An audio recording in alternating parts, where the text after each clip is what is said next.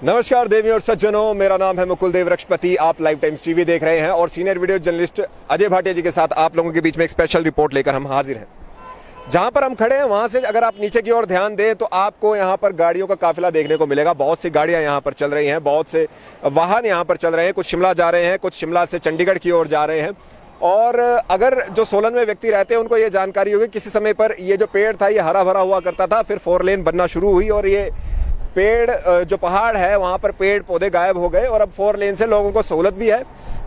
लेकिन इसी बीच में एक बड़ा प्रश्न ये रहता है कि जो हमारे पेड़ गए, जो हमारी प्राकृतिक संपदा गई, उसका क्या। इसी दौरान जब हम इस बात को सोच रहे थे तो हमारे बीच में हमें एक युवक मिलते हैं जो यहाँ पर साइकिल के साथ यहाँ पर चलते हैं और मैं दिखाना चाहूंगा यहाँ पर पर्यावरण संरक्षण संपूर्ण भारत साइकिल यात्रा, ये यहाँ पर इनकी टी शर्ट पे आपको लिखा हुआ मिलेगा। तो इनका नाम सुंदरम है। हम इनसे बातचीत किए और हमने इनसे जानने की कोशिश की कि ये करते क्या है। तो आपको बता दें कि अभी तक पूरे भारत भर के 200 से ज्यादा जिलों में ये घूम चुके हैं। भारत छोड़ नेपाल में भी जाकर ये अपना काम कर चुके हैं और लाख से ज्यादा पेड़ ये लगा चुके हैं। पूरा आंकड़ा ये खुद बताएंगे। सुंदरम जी, सबसे पहले तो लाइव टाइम्स टीवी से बात करने के लिए आपका बहुत बहुत धन्यवाद। धन्यवाद आपका बहुत बहुत। लाइव टाइम टीवी का मैं बहुत धन्यवाद करना चाहूँगा कि आपने हमें बोलने का मौका दिया कि मैं अपनी आवाज़ पूरे हिमाचल तक पहुँचा सकूँ, तो आपका बहुत बहुत धन्यवाद। सुंदरम जी, सबसे पहले ये बात करेंगे कि एग्जैक्टली अगर हमारे लोगों को समझाया जाए कि आप करते क्या है। आप साइकिल के साथ हैं, जैसे कि आपने लिखा है पर्यावरण संरक्षण संपूर्ण भारत साइकिल यात्रा जो है, इसके बारे में बताएं। आप जैसे साइकिल से यात्रा करके कहीं जाते हैं, क्या करते हैं वहां पर और क्या क्या बेसिक आपका एक मोटिव रहता है कहीं पे भी जाने का, वो क्या क्या चीजें वो बताएं। जैसे कि आप मुझे साइकिल पे देख रहे हैं कि इसके पहले भी मैंने यात्रा करी है।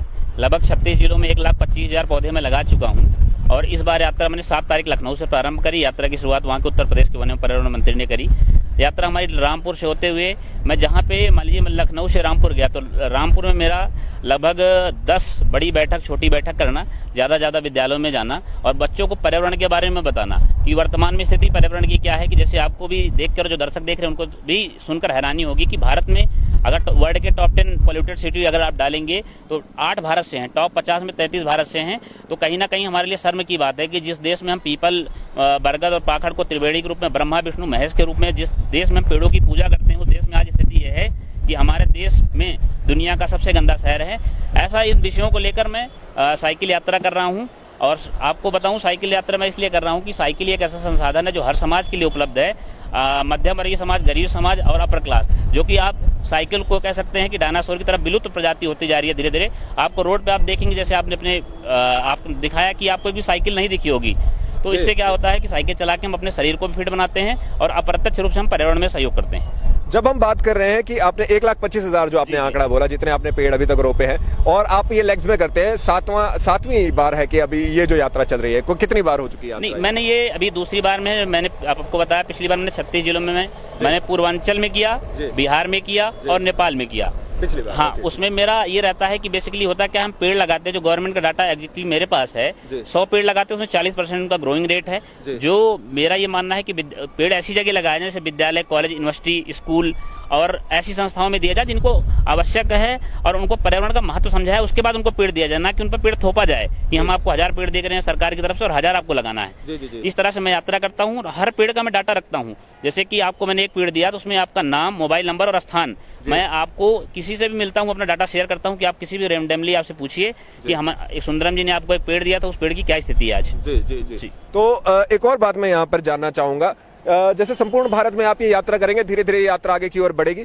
मैं ये बात जानना चाहता हूँ कि पर्यावरण ही क्यों, बहुत से मुद्दे हमारे बीच में, बहुत सी चीजें हमारे बीच में, पर्यावरण ही मुद्दा आपने क्यों चुना? जैसे अभी कोविड काल बीता नहीं है, आप लोगों को पता होगा कि क्या स्थिति हो गई थी। लोग जब उसके बाद कोविड में सब कुछ बंद हो गया था, हमारी नदियां कितनी साफ हो गई थी। जल, जमीन, जंगल, जानवर और जन जन तक, ये विषय जल, जमीन, जंगल, जानवर, जब तक ये जन जन तक विषय जाएंगे, ये ऐसे विषय हैं जो हमसे कुछ लेते नहीं हैं बल्कि हमें कुछ ना कुछ देते हैं। पर्यावरण ही एक ऐसा विषय है जिसमें, जैसे मैंने आपको बताया कि पर्यावरण नहीं रहेगा तो ना रहेगा हिंदू, ना रहेगा मुस्लिम, ना रहेगा ना सिख, ना रहेगा ईसाई। आज आप देख रहे हैं जाति के नाम पे, धर्म के नाम पे, पंथ के नाम पे, संप्रदाय के नाम पे, प्रदेश के नाम पे, देश के नाम पे झगड़ा हो रहा है। जी। लेकिन पर्यावरण एक ऐसा विषय, अगर आप कोई आम का पेड़ लगाते हैं तो फल ये नहीं कहेगा कि अगर मैंने लगाया है, मान लीजिए मैं हिंदू हूँ, मुस्लिम हूँ, सिख, कोई ईसाई हूँ, तो ये मना नहीं करेगा कि हिंदू ने लगाया हिंदू खाए, मुस्लिम लगाया मुस्लिम खाए।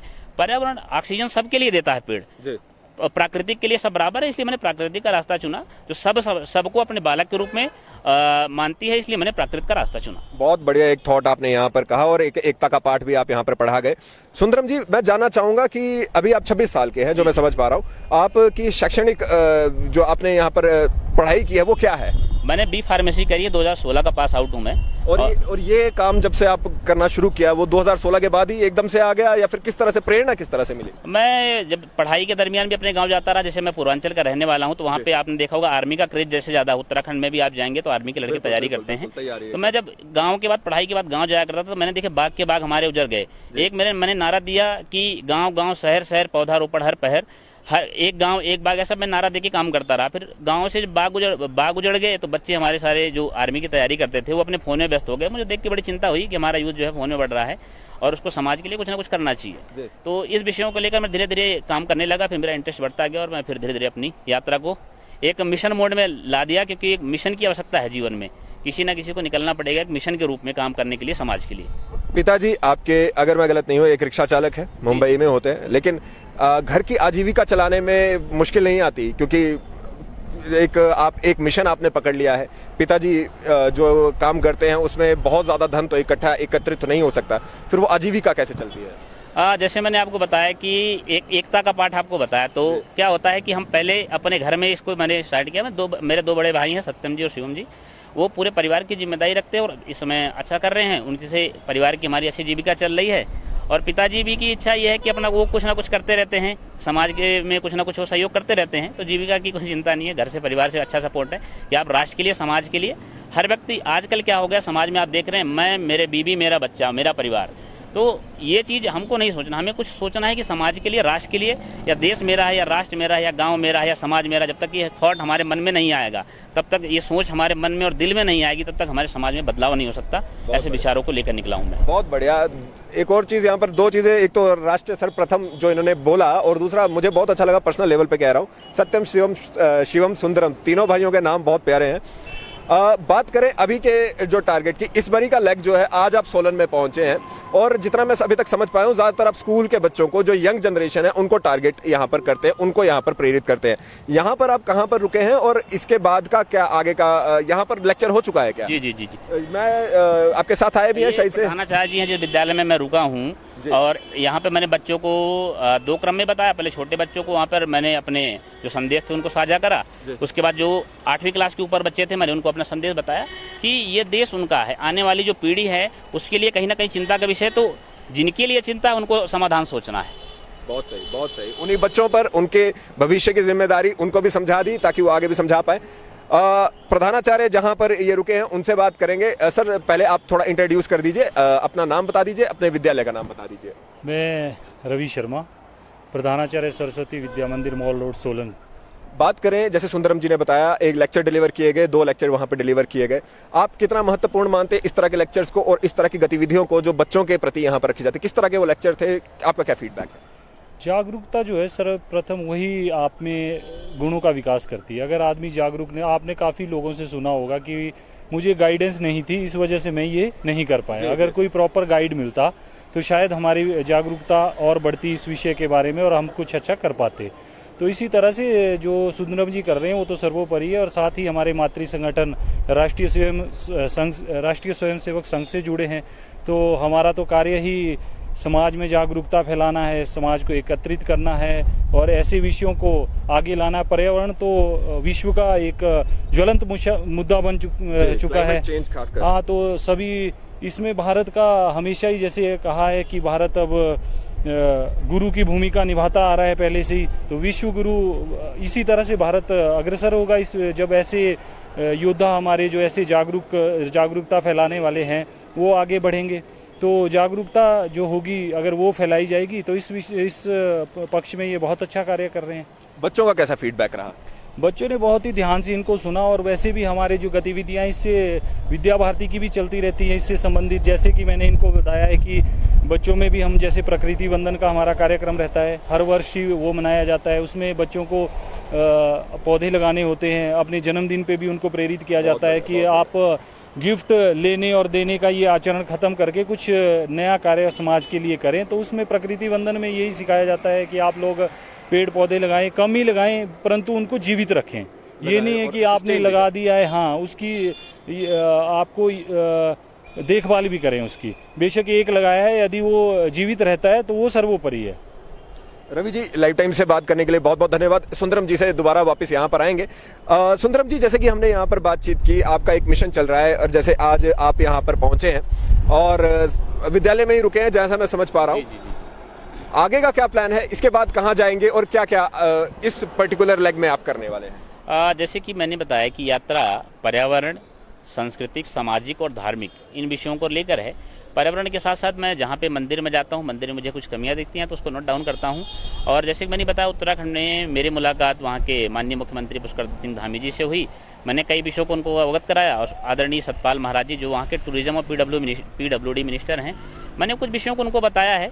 और मैं समाज में जाता हूँ, चीज़ों को नोट करता हूँ कि क्या कमियाँ समाज में, क्या अच्छा हो सकती है। मैं अपना फीडबैक एक जागरूक नागरिक की तरह, जागरूक युवक की तरह उनको जाके बताता हूँ और उनका काम है कि उस पर क्या करना है, कैसे फैसला लेना है।